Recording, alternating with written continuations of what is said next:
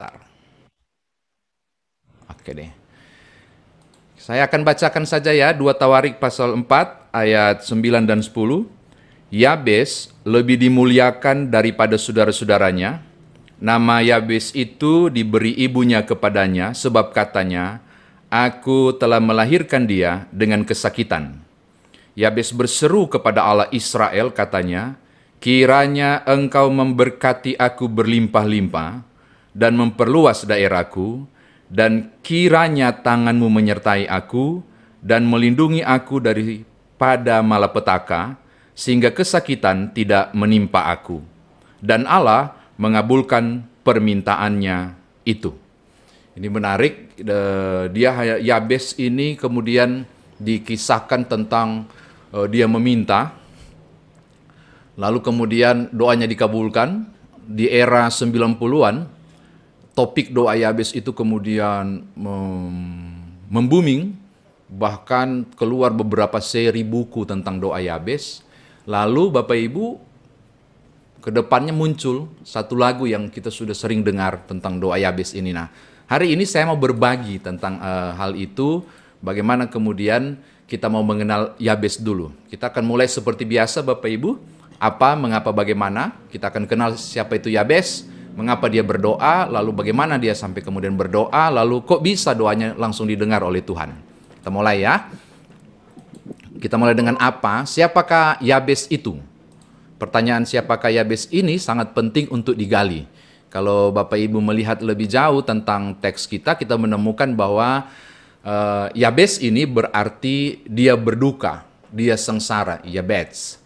Dalam bahasa Ibrani dia berduka atau dia sengsara.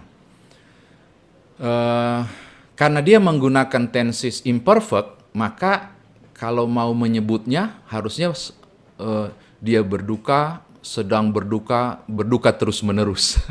Atau dia sedang sengsara, dia sedang menderita, sengsara menderita terus-menerus. Jadi kegiatan yang sedang berlangsung terus-menerus dan biasanya mewakili kondisi orang itu.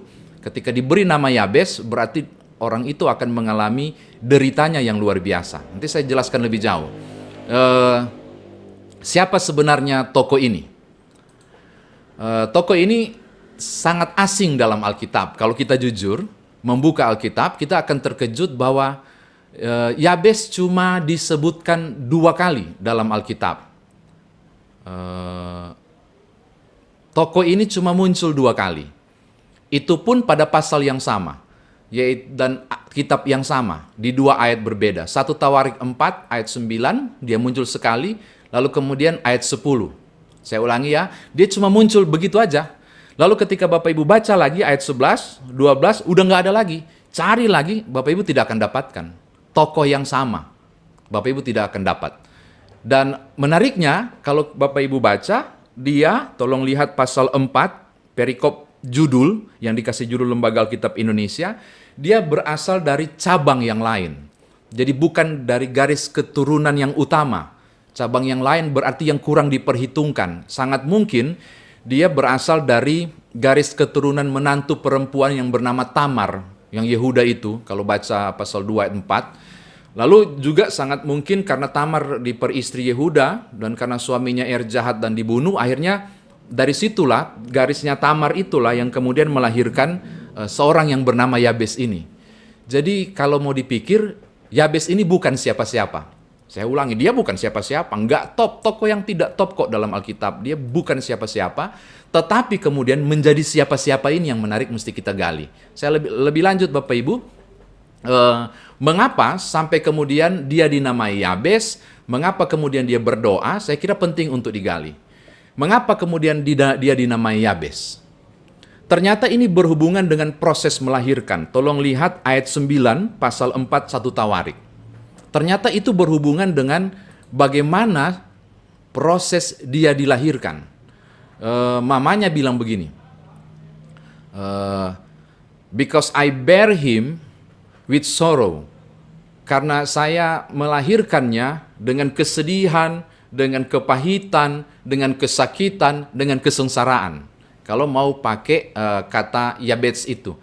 Kia lediki beotsep, saya melahirkan dengan kesengsaraan, saya melahirkan dengan kesusahan. Bapak Ibu bisa bayangkan, apalagi ada banyak mama-mama di sini. Mari silakan bayangkan betapa susahnya melahirkan. Tetapi saya yakin ini bukan melahirkan biasa. Sampai dia bilang sangat kesakitan. Pasti ada masalah dalam kandungannya. Pasti Yabes ada masalah ketika dia dilahirkan, entah sungsang kah atau apa, pokoknya Alkitab tidak menceritakan. Tetapi seorang ibu sampai bisa bilang, aku melahirkan dia dengan sengsara, berarti ada sesuatu yang tidak beres. Jadi tolong bayangkan, dia bukan siapa-siapa, lahirnya juga sedikit aneh dan menyakitkan mamanya, lalu dikasih nama seperti itu. Catatan penting untuk Bapak Ibu ketahui dalam pemberian nama. Kalau orang Israel memberikan nama itu sangat berhubungan dengan apa yang dialami sebelumnya atau apa yang harapannya akan dia alami. Saya ulangi, kalau orang kasih nama itu, orang berharap tentang apa nantinya akan dia alami atau jalani, atau barangkali berhubungan dengan kenapa bisa sampai dia lahir atau latar belakangnya. Sehingga kemudian dikasih nama seperti itu. Jadi pemberian nama itu selalu berhubungan dengan yang sedang dialami atau yang akan dijalani. Contoh misalnya, kalau Bapak Ibu kenal nama Musa, Moseh. Kata Moseh itu kan berarti ditarik. Kalau kita bilang diambil. Jadi Musa itu berarti ditarik, atau kita bilang diambil. Diambil dari mana? Dari air, toh. Akhirnya dikasih nama Moseh. Kenapa aku memberi dia nama Moseh? Karena dia ditarik. Kata si istri Firaun, ditarik atau diambil dari air. Jadi berhubungan banget dengan latar belakang. Atau Yakub, dalam bahasa Ibrani Yakob, kata Yakob itu berarti heel holder, pemegang tumit. Kenapa dikasih nama pemegang tumit atau dikasih nama Yakub? Karena waktu dia lahir, dia pegang tumitnya kakaknya. Saya juga membayangkan bagaimana caranya anak kembar ini lahir. Mungkin kakaknya pas sudah mau dekat-dekat keluar, dia tarik kali kakinya, tumitnya, saya nggak ngerti. Tapi yang pasti, atau barangkali setelah keluar, mungkin agak lama, berapa menit, sedang nangis-nangis dua anak ini, Yakub mungkin pegang tumitnya. Sehingga, ini dikasih nama karena dia berbulu, dikasih nama Esau. Yang ini karena dia pegang, kakaknya punya tumit, saya kasih nama dia Yakob, yang berarti pemegang tumit. Di kemudian hari, Bapak Ibu, orang bilang Yakub itu penipu. Padahal bukan, Yakub bukan penipu. Yakub itu artinya pemegang tumit. Lalu, perkembangan budaya begini. Orang yang suka nipu, orang yang berkhianat, itu dibilang begini, kenapa kau pegang tumit saya? Itu berarti, kenapa kau tipu aku? Kenapa engkau hianati aku? Saya nggak suka gayamu, karena kau pegang tumitku. Saya nggak suka engkau, karena kau tipu aku. Itu akhirnya perkembangannya dalam gaya bahasa jadi seperti itu. Nah, akhirnya orang langsung hubungkan, oh pantas dikasih nama Yakub karena dia memang menipu. Padahal enggak kan? Menipu apa? Yakub menipu hak kesulungan dengan kacang merah. Silakan baca kitab Kejadian. Baca sungguh-sungguh. Yakub enggak pernah nipu kacang merah. Esau yang menghinakan wibawa hak kesulungan tentang urapan yang Tuhan beri pada anak sulung. Ngapain dia bilang, daripada saya lapar, ambil saja hak kesulungan yang tak berguna itu. Dia ambil. Jadi bukan nipu, kakaknya yang kurang ajar. Cuma nggak tahu kenapa orang namakan dia si penipu, padahal dia tidak menipu. Kalau nipu yang benar, mamanya yang nipu, toh? Mamanya yang kasih pakai dia tempel kulit-kulit binatang berbulu supaya papaknya yang Yakub langsung bingung. Loh, suaranya suara Yakub, tapi badannya badan Esau. Kalau nipu mamanya. Yakub tidak ada hubungan dengan penipuan. Oke? Atau kemudian Bapak Ibu pernah dengar nama Samuel. Dari Shemuel. El itu berarti Allah, Shemu itu berarti kepunyaan. Langsung dikasih yang artinya kepunyaan Allah. Mengapa? Susah loh dapat anak ini. Iya kan? Susah banget. Apalagi di madu. Susah banget mamanya waktu itu. Tapi kemudian lahir anak ini. Atau Yesus, dari bahasa Yunaninya Yesus, atau Yesua dalam bahasa Ibrani. Itu berarti Adonai is salvation. Tuhan itu adalah penyelamat, atau Allah itu adalah penyelamat. Kedepannya kan memang kan targetnya itu. Engkau harus memberi nama Yesus. Karena dialah yang akan menyelamatkan dunia ini. Perintah itu kan kepada mama bapaknya oleh malaikat. Kedepan kan Yesus melaksanakan tanggung jawab karya keselamatan. Jadi ketika bicara nama itu sangat identik dengan apa yang pernah dialami atau apa yang akan dialami sekarang. Silakan Bapak Ibu bayangkan, anak-anak yang lahir misalnya di salah satu keluarga yang kita kenal, dikasih nama sengsara. Dikasih nama kesakitan. Ya dia alami itu akhirnya, kalau pakai prinsip penamaan Ibrani. Jadi bisa dibayangkan sesuatu yang sangat dahsyat terjadi. Nah karena nama Yabes ini berarti penderitaan, saya berpikir sangat mungkin nama ini menyertai hidupnya dan jadi warna sesungguhnya dari hidupnya. Hidupnya penuh dengan penderitaan, hidupnya penuh dengan kesengsaraan. Tolong bayangkan, nama penderitaan dalam dirinya, dan nama itu mewarnai perjalanan hidupnya.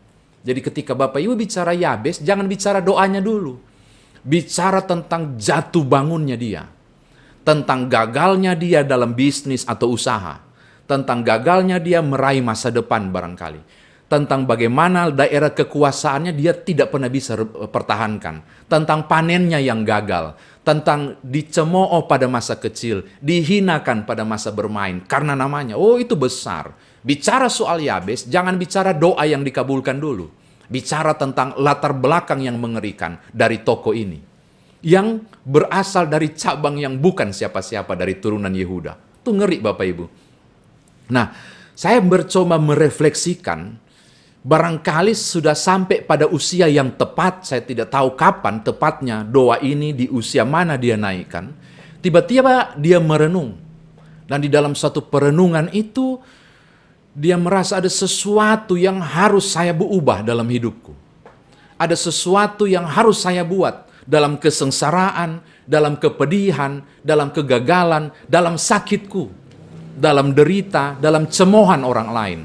Aku harus keluar dari masalah ini. Barangkali begitu. Lalu kemudian dia tersadar, saya harus buat sesuatu. Dan langkah yang dia buat adalah, dia berdoa. Ini menarik. Yang dia buat, dia laksanakan adalah justru dia berdoa. Nah Bapak Ibu yang barangkali belum kenal doanya, saya mau berbagi untuk Bapak Ibu sekarang. Doanya itu luar biasa menurut saya. Doa yang langsung dikabulkan. Itu menarik sekali.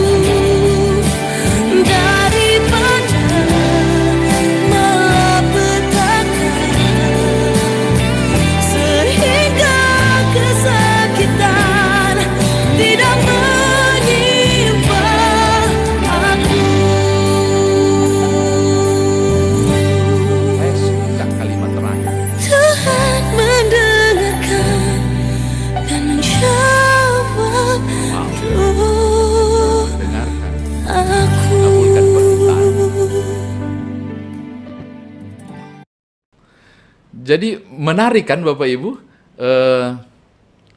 ternyata dia menerima sesuatu yang luar biasa. Sesuatu yang dimaksud itu adalah jawaban doa. Kalau kita lihat jenis doanya, kita bisa menebak apa yang dia alami. Kutuk.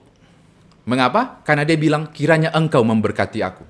Ternyata nama itu jadi kutuk buat dia. Sampai dia harus menyatakan, barak aku Tuhan, berkati aku. Berarti wilayah kekuasaannya nggak ada. Saya nggak ngerti pembagian wilayah dan tanah, dia juga barangkali cuma dapat wilayah yang kecil. Dan dia merasa tidak ada penyertaan dari Tuhan. Barangkali dia selalu mengalami ketidaknyamanan dari orang lain. Mungkin direbut tanah demi tanah yang dia alami. Dan tidak heran dia bilang, perluas wilayahku. Jadi ketika saudara tak ingin tahu apa yang dia alami, lihat doanya. Yang mau kita cari tahu apa yang dia alami, baca doanya dan kasih terbalik. Itulah yang dia alami. Kalau bicara Tuhan, berkati aku, berarti selama ini dia mengalami kutuk karena nama. Kalau bicara perluas daerahku, berarti wilayahnya sangat kecil. Dia merasa tidak dilindungi oleh Tuhan. Jadi ini yang dialami oleh Yabes. Oke? Mari kita lanjut lebih jauh, supaya kita lebih kenal tokoh ini. Selanjutnya Bapak Ibu, coba lihat isi doanya. Ada beberapa poin permintaan yang menarik. Dia bilang begini, kiranya engkau memberkati aku berlimpah-limpah. Kemudian kiranya engkau memperluas daerahku, ini bicara soal wilayah teritori. Kiranya tanganmu menyertai aku dan melindungi aku daripada malapetaka. Kiranya kesakitan, dia bilang begitu, tidak menimpa aku. 1, 2, 3, 4. Permintaan itu ada 4 poin. Dan menariknya, kita menemukan satu redaksi yang sangat kuat yang ditulis oleh penulis kitab Tawarik. Apakah reaksi Tuhan menanggapi doa itu? Seharusnya siapapun yang baca ayat 10 harus wow, bilang begitu. Wow, kok bisa? Apa jawaban Tuhan? Dan Allah mengabulkan permintaannya itu. Coba, 4 dia minta dan dikabulkan. Makanya tidak heran orang sangat favorit dan bilang doa Yabes. Kita percaya doa Yabes, segala yang kita minta dikabulkan. Beberapa pengajaran tentang doa Yabes seperti itu. Mari kita lakukan doa Yabes. Nah, saya mau berbagi supaya kita jangan sempit berpikir, kita harus teropong doa Yabes ini dalam prinsip doa yang diajarkan Alkitab. Jangan sampai kemudian kita tersesat dan mengatakan pokoknya apa yang saya minta pasti dikabulkan. Buktinya adalah Yabes saja berdoa bisa dikabulkan. Nah, ini kita mau belajar di situ. Bagaimanakah Bapak Ibu dan saya memahami doa Yabes di dalam prinsip cara berdoa pada Alkitab. Kita saring dia pada teks-teks Alkitab tentang cara berdoa. Saya mau berbagi tentang itu. Pertanyaan, bagaimanakah sampai bisa dikabulkan? Catatan pertama Bapak Ibu, menurut saya ya, kita bisa berdiskusi. Mengapa sampai doanya dapat dikabulkan? Yabes ingin mengubah hidup. Oke toh? Kalau kita cari tahu latar belakangnya berarti dia ingin mengubah hidup. Langkah apakah yang harus ia lakukan? Menarik sekali, langkah yang dia buat adalah bukan bertanya, Tuhan kenapa saya alami ini? Atau dia bertanya kepada, saya nggak tahu apakah dia berdiskusi dengan mamanya, kenapa kasih nama kutuk seperti ini? Saya nggak tahu. Tapi yang saya fokus adalah langkah tepat untuk mengubah nasib hidupnya, dia lakukan dengan cara meminta dalam doa. Tefilat, kata tefilat itu berdoa, setara dengan sudah berapa kali saya share kepada Bapak Ibu, proseuke. Doa itu berarti preseuke atau tefilat yang berarti membawa kehadapan Tuhan, membawa sesuatu ke hadapan Tuhan. Makanya ketika saudara berdoa, tolong ingat baik-baik, ini bukan soal minta. Berdoa itu membawa sesuatu di hadapan Tuhan. Sesuatu itu berarti hal yang benar. Sesuatu itu berarti hal yang bernilai. Apa yang kita bawa pada orang yang kita hormati. Kepada pimpinan perusahaan, atau kepada orang yang berpangkat misalnya, atau anak kepada orang tua, apa yang dibawa? Pasti sesuatu yang bernilai. Nah, tefilat atau proseuke itu juga berarti membawa kepada di hadapan Allah. Menghantar di hadapan Allah. Nah, dia hantar doa itu, dia hantar permintaan itu. Makanya saya tertarik untuk bilang begini, aspek pertama. Kenapa dia mengalami perubahan nasib yang luar biasa? Karena ada sesuatu yang dia hantar kepada Tuhan. Doa dan permintaan-permintaan yang rasanya sesuai dengan kebutuhannya. Jadi saya mau bilang begini Bapak Ibu, untuk mengubah kehidupan. belajar dari Yabes, saya kira langkah tepat yang saudara lakukan adalah Yakobus 4 ayat 2. Nyatakanlah itu dalam doa dan permohonan. Atau Matius 7 ayat 7. Mintalah, maka engkau akan mendapatkan. Carilah, ketoklah, maka pintu akan dibukakan. Jadi prinsip pertama adalah hadapi sesuatu, punya target sesuatu. Kan Yakobus bilang, hal paling gampang yang bikin orang berdosa adalah melupakan Tuhan dalam perencanaan. Ketika dia rancangkan sesuatu untuk ubah hidupnya, yang dia lakukan adalah dia doa. Dia doa dulu. Ini menarik ya, dia doa dulu. Dia nggak bikin planning dulu, dia doa dulu, saya yakin. Doa dulu, Tuhan saya mohon, campur tangan atau apapun. Dan dia mengucapkan kalimat 4 permintaan itu. Yang kedua menurut saya, perhatikan isi doa Yabes. Lalu hubungkan dengan kondisi yang ia hadapi saat ini. Dia bilang, berkatilah aku. Ini bicara soal pelepasan kutuk atas namanya. Dan kalau saudara baca Ulangan 23 ayat 5, yang bisa ubah kutuk jadi berkat cuma Tuhan. Saya tidak punya kuasa, kata Yabes. Dan kalau ini jadi nama kutuk untukku, penderitaan, kata Yabes, kan penderitaan arti Yabes, maka ubahlah kutuk ini jadi berkat. Pada prinsip itu dia bilang, berkatilah aku. Ini menarik Bapak Ibu. Jadi ketika lihat isinya, kita menemukan bahwa apa yang dia minta sesuai dengan kondisi yang sedang dia alami. Doa menurut saya berarti ketika lihat dari doa Yabes, kita menemukan di Yakobus 4 ayat 3. Doa itu harus disampaikan secara spesifik. Tolong perhatikan, kita telah membahas beberapa hari lalu di radio, bukan spesifik, bukan berarti bertele-tele. Spesifik berarti benar-benar sampaikan apa yang memang harus minta. Makanya Yakobus 4 ayat 3 bilang jangan salah minta. Kalau engkau minta untuk hawa nafsunya, keliru untuk hawa nafsu. Spesifikasi minta. Tuhan, berkatilah anakku. Berkati model mana? Misalnya kan, berikanlah roh kepinteran, hikmat di masa sekolah dan pendidikannya. Itu spesifikasi doa. Berapa banyak orang berdoa hanya secara umum? Mohon maaf. Tapi lupa untuk minta secara spesifik, gara-gara kita tahu dalam Alkitab bilang begini, sebelum engkau memintanya, Tuhan sudah tahu. Yang tentang doa Bapa kami kan, cara berdoa, Matius pasal 6. Tapi kita lupa Matius pasal 7, mintalah maka akan diberikan. Spesifikasi doa sangat penting. Jadi poin kedua saya mau bilang begini, mengapa doanya dikabulkan? Spesifikasi doa sangat penting. Sangat spesifik dia sampaikan, berkati aku karena nama ini kutuk, maka tolong berkati aku. Jadi benar-benar spesifik yang dia sampaikan. Berikut, bagaimana bisa sampai dikabulkan? Saya suka bagian ini. Ketika dia disebut berasal dari bukan cabang utama, tapi dari cabang yang lain, berarti dia bukan siapa-siapa. Ia mungkin saja orang yang terbuang, dia mungkin saja orang yang dihindari orang, dia bisa jadi sangat menderita. Dan saudara tolong bayangkan, dalam penderitaan, dalam suasana rasanya jadi kutuk namaku ini, lalu dia tersungkur dan berlutut, air matanya mengalir, dan dia memohon, aku mohon hanya engkaulah yang bisa. Kenapa saya bilang itu? Yabes tahu posisi. Aku bukan siapa-siapa Tuhan. Aku datang kepadamu sebagai pribadi yang bisa mengubah, yang bukan siapa-siapa jadi siapa-siapa. Itu maksud saya.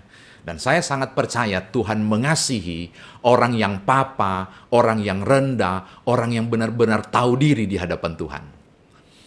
Makanya kan kapan hari saya pernah berkata soal undangan Yesus, marilah kepadaku semua yang letih, lesu, dan berbeban berat. Aku akan memberikan kelegaan kepadamu.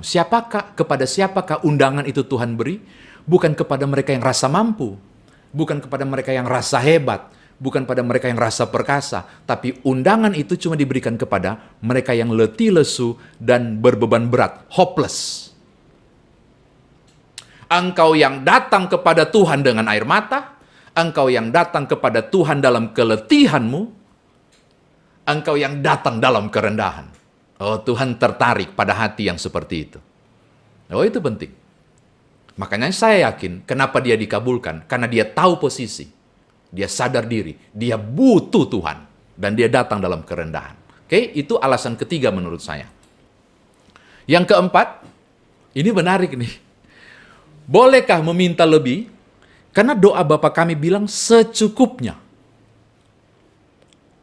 Nanti kapan-kapan kita kupas ya tentang doa Bapa kami, kata secukupnya. Saya mau bilang begini, tolong bedakan mana keserakahan yang dari kata berlimpah-limpah itu, jangan kategorikan tentang keserakahan. Tapi mana ketulusan. Ini adalah bunyi doa dari orang yang memiliki iman yang tak biasa kepada Allah yang luar biasa. Wilayah kekuasaannya sempit, barangkali juga sudah diambil orang, barangkali, saya nggak tahu siapa Yabes ini, dari namanya aja sudah mengerikan. Dia nggak dapat apa-apa, dan dia ingin loncatan iman yang luar biasa. Di dalam kehampaanku Tuhan, dalam ketiadaanku, di dalam batas wilayah yang sudah direbut orang barangkali. Dia bilang gitu, luaskanlah teritoriku.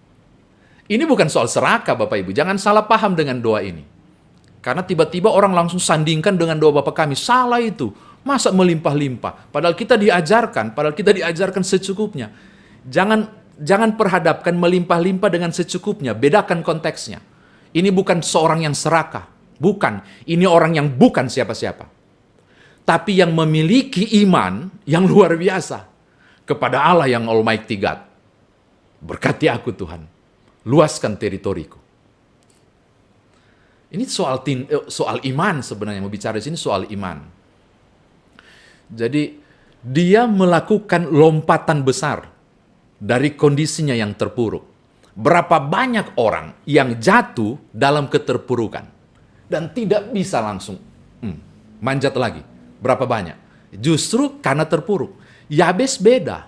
Dalam kehancuran, dalam keterpurukan, imannya bangkit. Dan dia bilang, berkati aku Tuhan. Tentu saya yakin sih bukan langsung dijawab. Ini proses panjang, toh. Cuma ini kan kisah yang diceritakan ulang.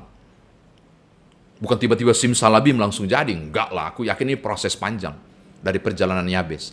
Jadi bicara soal Yabes, pandang dulu penderitaannya. Dan lihat kondisi terpuruknya. Jangan bilang keserakahan. Kalau saudara ada pada posisi ini, apakah kemudian saudara bisa menjawab, mengatakan itu serakah? Enggak. Itu lompatan iman menurut saya. Maka hal keempat yang saya mau bilang, miliki iman yang besar. Masalah sudah besar, kalau imannya kerdil ya bagaimana mungkin? Jangan berkata masalah besar, Tuhanku lebih besar. Tapi imannya kerdil bagaimana?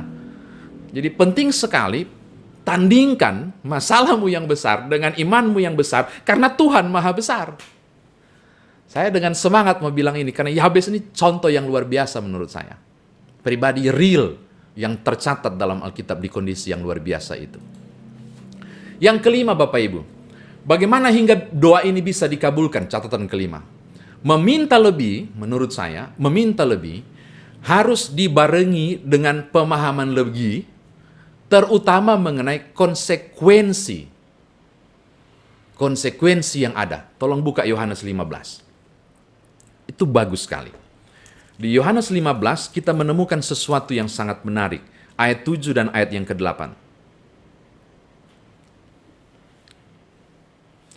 Jikalau kamu tinggal di dalam aku, dan firmanku tinggal di dalam kamu, mintalah apa saja loh, yang kamu kehendaki, dan kamu akan menerimanya. Dalam hal inilah Bapakku dipermuliakan, yaitu jika kamu berbuah banyak, dan dengan demikian kamu adalah murid-muridku. Banyak orang celakanya membaca ayat ini cuma ayat 7. Oh, boleh minta apa saja. Dengan kadar apa saja. Mereka lupa ada konsekuensi di ayat yang ke-8. Bahwa di setiap pemberian itu ada konsekuensi. Supaya Bapakku dipermuliakan. Meminta lebih, itu mungkin dikabulkan. Asalkan kalau baca ayat 7, berakar dalam firman. Nggak sembarang. Aku nggak mau nih nak bobokkan Bapak Ibu. Pokoknya minta saja, pasti dikabulkan. Berhenti dulu. Berakar nggak dalam firman? Punya ketaatan nggak? Kemarin beberapa waktu lalu saya pernah mengupaskan tentang Yohanes pasal 2. Tentang air menjadi anggur. Wah, itu luar biasa. 4 proses. Pertama undang Yesus. Baru Maria bilang lakukan sesuatu, berarti minta dia lakukan sesuatu. Poin ketiga itu sangat penting. Apa yang diperintahkan kepadamu lakukan itu. Bicara soal ketaatan. Tidak ada mujizat tanpa ketaatan. Makanya berakar dalam firman harus luar biasa. Jadi ketika saudara baca Yohanes pasal 15 dan dihubungkan dengan doa Yabes, saya percaya orang ini bukan orang sembarang. Tidak ada pengabulan seperti itu kalau dia bukan orang benar di hadapan Tuhan. Oh, nggak ada. Ini orang yang luar biasa sebenarnya. Sayang cuma 2 kali muncul namanya. Bagi saya ini orang luar biasa. Bisanya Tuhan bisa kabulkan loh. Pada prinsip kelima, dia bicara soal ketaatan. Dia berakar dalam firman. Nggak mungkin dia nggak berakar dalam kehendak Allah, baru Tuhan bilang, dan kemudian aku mengabulkan doamu. Nggak mungkin. Tanpa ketaatan, tidak ada pengabulan. Berikut, meminta lebih, ada konsekuensi lebih. Apa itu? Kemuliaan Tuhan harus terjadi. Lalu buahnya harus bisa dipertanggungjawabkan. Saya pernah bahas kan di Renungan Radio Peniel. Diberkati untuk menjadi berkat. Saudara mendapatkan sesuatu lebih dari Tuhan. Tolong pandang, jangan-jangan kok bisa lebih. Jangan-jangan bukan jatahku ini. Jatah orang lain yang Tuhan titipkan. Aku diberkati oleh Tuhan, maka aku menjadi alat Tuhan untuk memberkati orang lain. Konsekuensi logisnya ada di situ. Ketika engkau diberkati berkelimpahan, kata Tuhan Yesus, berbuahnya harus banyak. Banyak buahnya. Bukan bicara harta benda kan, mau bicara soal lihat saja buah-buah rohnya misalnya. Itu harus melebihi dari orang yang biasa. Makanya ketaatan itu dibarengi dengan kelihatan tindakannya yang nyata. Pertanggungjawaban imannya ada di situ. Bolehkah minta lebih? Boleh. Sedikit nanti kita kapan-kapan bahas doa Bapa kami. Berikanlah kami pada hari ini makanan kami yang secukupnya. Padahal tidak ada kata secukupnya di situ. Teks asli yang tepat adalah roti untuk keperluan hari itu. Diterjemahkan oleh Lembaga Alkitab Indonesia secukupnya. Maksudnya di hari itu. Yang diminta adalah kebutuhanku di hari ini. Makna teologisnya apa? Saya minta untuk kebutuhan hari ini. Besok urusan Tuhan. Dalam doa Bapa kami itu mengandung iman yang besar. Tuhan pelihara aku di hari ini. Pada roti daily bread. Roti keseharian, terjemahan bebasnya begitu. Roti untuk keperluan hari ini, bukan secukupnya. Roti untuk keperluan hari ini. What? Untuk hari ini, terus besok? It's not my business. Itu bukan urusan saya. Untuk besok itu urusan Tuhan. Makna doa Bapa kami di situ loh. Iman pada pemeliharaan Tuhan hari lepas hari. Jadi ketika orang sandingkan doa Bapa kami dengan doa Yabes, salah ketika bicara secukupnya dihubungkan dengan kelimpahan. Paulus malah berkata kan, engkau berbagi, engkau akan diberkati dengan berlimpah-limpah. Kata berlimpah-limpah itu luar biasa. Jadi kata secukupnya dalam pengertian doa Bapa kami ada di sisi itu. Daily bread. Kebutuhan roti yang bisa dimakan di hari ini. Besok urusan Tuhan. Doa Bapa kami itu mengandung ajaran iman. Bayangkan Bapak Ibu, kita nggak tahu hari esok. Maka yang kita butuh hari ini aja. Urusan esok, urusan Tuhan ya Tuhan. Gua nggak mau tahu pokoknya. Urusan esok, urusan Engkau. Itu kan soal iman ya. Oke, itu catatan kelima. Yang keenam Bapak Ibu, meminta lebih harus memiliki tanggung jawab yang lebih pula. Kalau rujuk 1 Petrus pasal 3 ayat 19b, hendaklah kamu memberkati, karena untuk itulah kamu dipanggil, yaitu memperoleh berkat. Tiap permintaan ada konsekuensi, yaitu kewajiban yang menyertainya. Apapun yang saudara minta, mau secukupnya kah, atau berkelimpahan kah, ada tanggung jawab iman di dalamnya. Makanya 2 hari lalu kita bahas tentang doa, struktur doa Bapa kami, saya katakan penting sekali. Di doa Bapa kami itu ada 2 jenis permintaan yang orang Kristen lupa. Permintaan pertama, permintaan badani atau jasmani. Berikanlah kami pada hari ini makanan kami, itu jasmani, badani. Mereka lupa ada permintaan kedua. Jauhkan kami dari segala yang jahat. Apalagi itu. Ampunilah dosa kami, seperti kami mengampuni orang. Ini mau bicara soal apa? Kebutuhan spiritual, kebutuhan rohani. Ketika saudara meminta sesuatu kepada Allah, ada konsekuensinya. Berikanlah saya roh kepinteran untuk anakku Tuhan. Tapi juga anugerahkanlah juga dia roh takut Tuhan, misalnya. Supaya dia bisa bertanggungjawabkan kepinterannya itu. Dan tetap memuliakan Tuhan di dalamnya. Karena setiap permintaan ada konsekuensi logis. Tanggung jawab besar. Dari buah yang ditunjukkan, dari apa yang dihasilkan pada permintaan itu. Oke? Selanjutnya Bapak Ibu. Bagaimana hingga bisa dikabulkan? Catatan berikut. Semua permintaannya itu, dia menggunakan bentuk tense perfect. Dalam bahasa Ibrani itu tenses yang dipakai sesuatu yang sudah rampung, atau sudah selesai dikerjakan, tapi bukan bentuk lampau.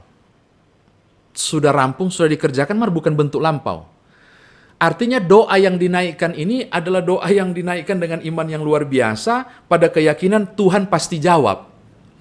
Allah telah menjawab doaku.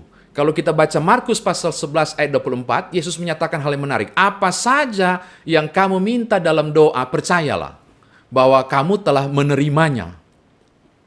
Bagi saya, tidak mungkinlah Yabes tidak mengabaikan konsep ini.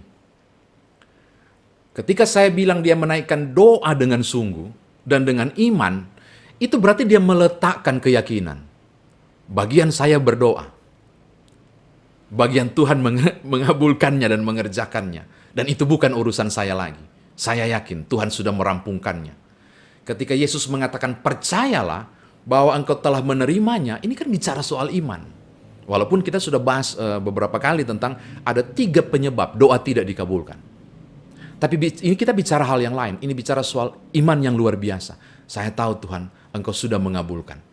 Mengabulkan bisa persis sama yang diminta. Mengabulkan juga bisa barangkali tidak sesuai yang kita harapkan. Tapi Tuhan sudah jawab. Mengabulkan bisa jadi sudah ada, tapi mata iman kita tertutup. Dan bilang belum. Maka kita minta, bukalah Tuhan mata imanku untuk melihat jawaban-jawaban doa itu. Ada banyak cara yang Tuhan buat dalam pengabulan doa. Tapi bagi saya, yang sangat penting adalah keyakinan Tuhan sudah rampungkan. Percayalah bahwa kamu telah menerimanya. Bapak Ibu, Markus 11 ayat 24 itu bagi saya, bagi orang Kristen, mungkin itu gambling. Tapi bagi saya, ini soal pertaruhan iman. Saya percaya saya sudah sembuh. Itu perkataan iman. Lalu hatinya enjoy. Dia bersuka, dia bergembira. Dia dapat resep dari Tuhan.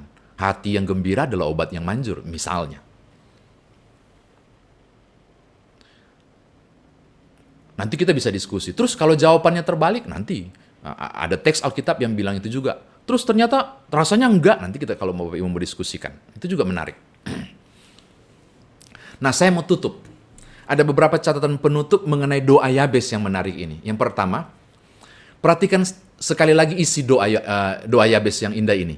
Kiranya engkau memberkati aku berlimpah-limpah dan memperluas daerahku, dan kiranya tanganmu menyertai aku dan melindungi aku daripada malapetaka, sehingga kesakitan tidak menimpa aku.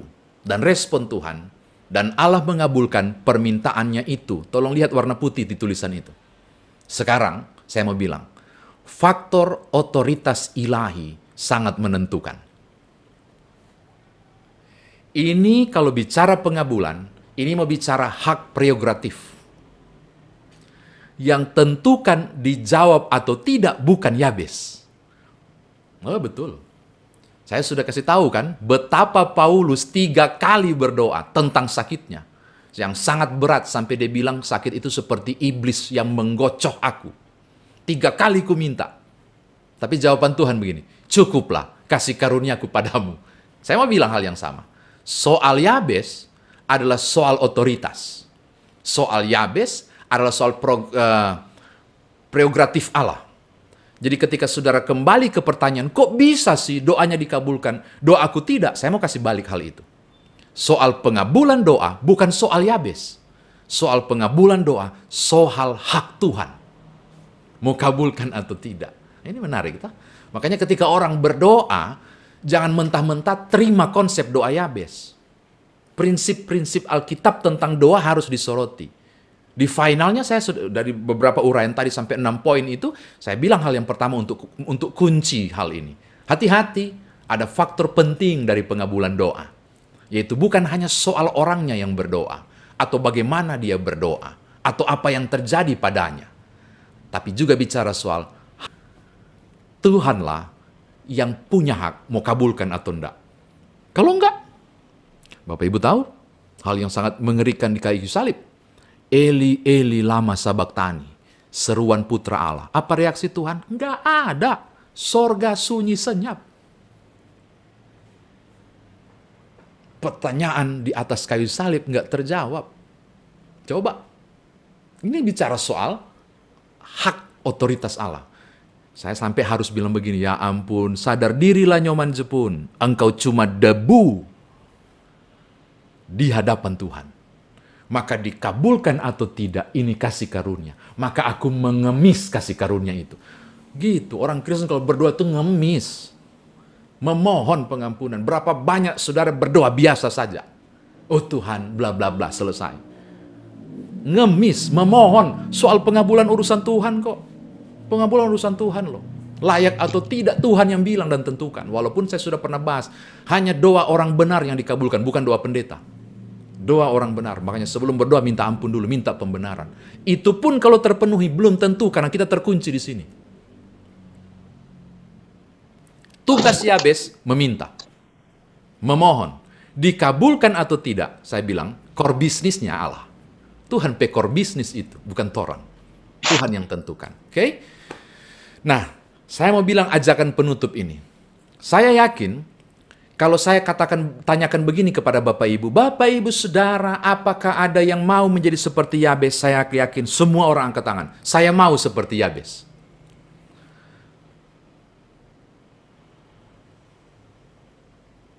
Tolong buka Markus pasal 2. Itu sisi lain dari misteri pengabulan doa Yabes. Coba ya, saya mau buktikan. Tolong buka Markus pasal 2.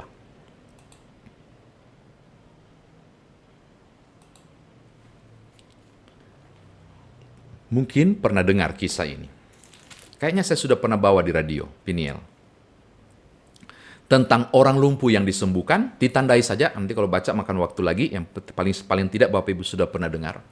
Bapak Ibu tahu, rumah itu, orang Israel punya rumah itu, sotonya itu harus naik tangga dulu. Dari luar memang tangganya, harus naik tangga dulu. Dan Alkitab bilang kondisinya berjubel orang. Nggak bisa masuk. Pertanyaannya, bagaimana cara si lumpuh masuk? Nggak bisa. Kenapa nggak bisa? Terhalang pintu-pintunya. Terhalang pintu-pintunya. Jendelanya pun banyak orang. Lalu bagaimana sampai dia bisa disembuhkan oleh Tuhan? Ini menarik. Saya yakin si lumpuh itu melakukan doa Yabes. Saya yakin. Maksudnya lompatan iman yang luar biasa. Itu kan doa Yabes, lompatan iman. Perubahan situasi. Perubahan hidup yang radikal. Itu kan doa Yabes kan. Teritoriku berubah kutuk jadi berkat. Tuhan, aku mohon kiranya aku disembuhkan. Barangkali si orang lumpuh itu. Dia bilang begitu. Kiranya aku bisa melompat dan berjalan. Ini kan ngeri toh. Ini lompatan iman yang luar biasa. Berdoa dia pasti. Dia berharap kesembuhan. Imannya besar. Aku tahu bahwa kelumpuhanku ini Engkau maha ajaib akan pulihkan aku. Saya yakin itu prinsip imannya dia. Waktu dia naik. Tapi, tahukah Bapak Ibu, dia nggak naik sendiri. Silakan baca Markus pasal 2 ayat 1-11. Itu Alkitab bilang ada 4 orang kasihan. Dan tolong bayangkan dorang naik tangga bagian samping kiri atau kanan bangunan rumah itu. Bagaimana caranya? Pakai tilam. Besar kotak itu. Pakai tilam itu luar biasa loh. Seimbang, harus seimbang naik tangga. Ini baru naik tangga ya, seimbang. Awas ke kiri, awas ke kanan. Begitu paling. Ngana terlalu tinggi ke sini sedikit. Barangkali. Ribut dorang barangkali di samping rumah. Pas sampai di soto rumah harus buka. Buka dulu karena soto rumah itu biasa untuk menjemur hasil panen. Yesus lagi di bawah nih. Di dalam rumah lagi di bawah. Apa akalnya mereka? Saya yakin waktu mau bawa masuk, dorang nggak bawa tali. Bagaimana caranya? Nggak mungkin lah. Tapi ketika dapat ide naik ke atas barangkali, setelah sampai di atas, oke, sekarang kau pulang, ambil tali. Ambil tali. Berapa? Panjanglah supaya kita bagi 4. Saya nggak tahu percakapan di sini nggak dituliskan oleh penulis Injil Markus. Setelah itu dorang ikat sisi 4 itu. Baru Bapak Ibu bayangkan. Mereka turunkan. Tolong bayangkan rumitnya proses itu. Turun. Awas. Sudut sebelah kiri. Enggak, kau. Barangkali ribut, turun. Lalu tolong lihat apa reaksi Yesus. Coba lihat ya. Ayat berapa tuh? Markus pasal 2. Coba lihat ayat yang kelima. Ketika Yesus melihat, tolong garis bawah ini, iman mereka. Jamak loh Bapak Ibu, jamak loh. Bukan singular, bukan tunggal. Ketika Yesus melihat iman mereka. Jadi lagi asik ngajar, dia nengok ke atas. Kenapa bisa ada tikar turun? Dan dia lihat, kasihan 4 orang ini luar biasa kasih turun. Dan Markus definisikan, Yesus melihat iman mereka. Mereka itu siapa? Bukan si lumpuh. Bukan, itu si Yabes, si lumpuh itu Yabes. Mereka itu siapa? 4 temannya. 4 temannya. Maka kalau saya kasih balik begini kepada Bapak Ibu, saya sudah mau tutup ini. Kalau kita mau kasih balik, maukah menjadi Yabes? Semua orang akan menjawab. Tapi saya ajak Bapak Ibu baca Markus pasal 2 ayat 1-11. Ini lebih dari sekedar Yabes. Apa itu? Kalau cuma jadi Yabes yang dikabulkan doa, kecil Bapak Ibu. Saya lebih cenderung adalah kita yang buat orang lain yang jadi Yabes. Lalu kitalah yang dipakai Tuhan jadi alat untuk menjawab doa Yabes dari orang itu. Sembuhkanlah aku. 4 temannya ulurkan tali. Dan Tuhan bilang, dan ketika Yesus melihat iman mereka, mereka lah penjawab-penjawab doa Yabes yang Tuhan pakai.